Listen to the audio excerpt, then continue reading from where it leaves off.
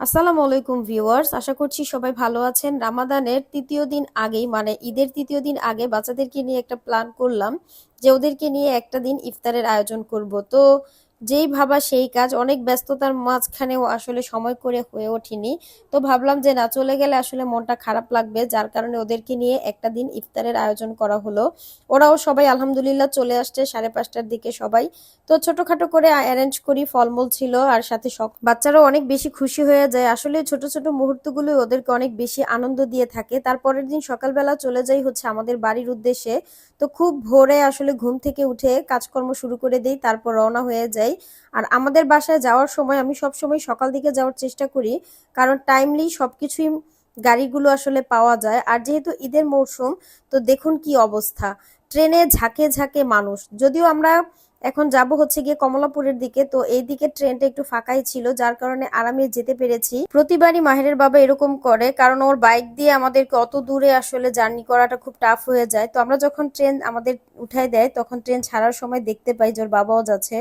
তারপরে হচ্ছে গিয়ে আমার ফোনে টাকা ছিল না, আমি কার্ড কিনে নেই। কার্ডে টাকা ভরার পর আমরা আলহামদুলিল্লাহ চলে আসি কমলাপুর। সেখান থেকে মাহিরের জন্য খাবার দাবার কেনার পর তারপর চলে আসি নারায়ণগঞ্জের ট্রেনে। মাশাল্লাহ, নারায়ণগঞ্জের ট্রেনের সিস্টেমটা এবার দেখি চেঞ্জ করে ফেলছে। তো খুব আরামে অনায়াসে আলহামদুলিল্লাহ রোজা অবস্থায় চলে আসছি।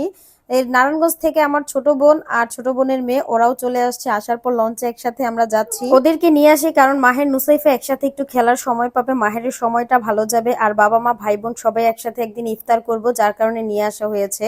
তারপরের দিন বিকেল বেলা আমি আমার ছোট দুই বোনকে নিয়ে শপিং এর উদ্দেশ্যে বের হই। টুকিটাকি কেনাকাটা বাকি ছিল, তবে কেনাকাটার থেকে আমাদের খাওয়া দাওয়াই হয়ে গেছে বেশি। ওরা যা দেখতেছে তাই খাবে। আর আমারও গলা শুকায় আসতেছিল, মানে রোজা রেখে সারাদিন শেষে মনে হয় যেমন সবকিছুই খাবো, তবে ওইরকম কিছুই খাওয়া হয় না। তবে পানি জাতীয় খাবার পেলে আসলে ভালোই লাগে। তো খুব মজা করেছি আমরা এই দুইটা দিন যখন একসাথে ছিলাম। তো দুইটা দিন থাকার পরে তারপরের দিন আমরা চলে যাব হচ্ছে মাহেরের দাদুর বাসায়। তো ওর দাদার বাসায় যাওয়ার সময় হচ্ছে মেঘনা নদী পার হয়ে যেতে হয়। আমরা লঞ্চে করে চলে যাচ্ছি। যদিও জার্নি করতে বাচ্চারা অনেক বেশি কমফোর্টেবল, মানে ওদের হচ্ছে গিয়ে আনন্দ পেলেই হলো। তারপরের রাতের বেলা চাঁদ রাত ছিল, যদিও 29 রোজা হয়েছে। রাতের বেলা আমরা আতশবাজি বোম টোম এগুলো ফুটানোর ব্যবস্থা করা হয়। তো প্রতিবারই মাহিরের বাবা এগুলো নিয়ে আসে বাচ্চাদের জন্য। নিজে বসে থেকে একসাথে থেকে সবকিছু বাচ্চাদের সাথে মজা করে তারপর হচ্ছে ওর ফ্রেন্ডদেরকে সময় দেয়। পরের দিন খুব ভোরে আমরা ঘুম থেকে উঠে যাই, কারণ সকালবেলা ওরা একটু সেমাই মুখে দিয়েই তারপর মসজিদে নামাজের উদ্দেশ্যে যাবে। এদিকে আমার শাশুড়ি রান্না বসিয়ে দিয়েছে, মাংস যাবতীয় সবকিছু ভিজানো হয়ে যায়। তারপর ওর দাদা ভাই থেকে নতুন নতুন বকশিস নিয়ে নেয় মাহের। এখনো আর ওর দাদা নামাজে চলে যাবে। এদিক দিয়ে মাহেরের বাবা রেডি হচ্ছিল, তো সবকিছু ওকে এগিয়ে দেই। তারপর একটু সেমাই মুখে দিয়ে তারপর নামাজের উদ্দেশ্যে চলে যাবে। আর ওদিক দিয়ে আমাদের রান্না বান্নার প্রসেসিং চলতেছিল। তো ঈদের দিন আসলে এটাই আনন্দ। 30টা রোজা রাখার পর মানুষের এই মুহূর্তটাই খুব বেশি আনন্দের কাজ করে। তারপর আমার শাশুড়িকে টুকিটাকি কাজ করে একটু হেল্প করে দেই। যদিও আমার শাশুড়ি সবকিছু রান্না করে, আমরা একটু কেটে কুটে একটু এগিয়ে দেই। আমার শাশুড়ির রান্না মাশাল্লাহ খুবই মজা। তো উনি সবকিছু রান্না করে। আর মাটির চুলা রান্নার তো কোনো কথাই নেই। তো আলহামদুলিল্লাহ আমাদের সবকিছুর আইটেম আইটেমে রান্না করা হয়ে গেছে। ওরা যখন নামাজ থেকে চলে আসবে ওদেরকে খাবার দিতে হবে। ইভেন দুপুরের নাস্তাটা আমরা একসাথে সেরে নেই, দুপুরের খাবার দাবার যাতে সারাদিনে আমাদেরকে আর রান্না করার কোনো কাজ নিয়ে চিন্তা করতে না হয়। তারপর বাচ্চারা গোসল করে আসলে পরে ওদেরকে একটু সাজুগুজু করাই দেই, ওরা তারপর ঘুরতে চলে যায়। এদিক দিয়ে আমি এক চুলায় পোলাও, আরেক চুলায় হচ্ছে গরুর মাংসটা রান্না করে নেই। যখনই রান্না করতেছিলাম মনে হচ্ছিল যেন লবণ বা হলুদ কিছু একটা মিস্টেক হয়েছে। তো যখনই টেস্ট করব মনে হচ্ছিল যেন রোজা রাখবো। তো মাশাল্লাহ খুবই টেস্ট হয়েছে। মাটির চুলায় আসলে বাসায় গেলে মাটির চুলায় রান্না করতেই ভালো লাগে। এদিক দিয়ে একটা দোলনা নিয়ে এসে ওর বাবা মাহেরের জন্য ওইখানে বসে বসে দোল খায়।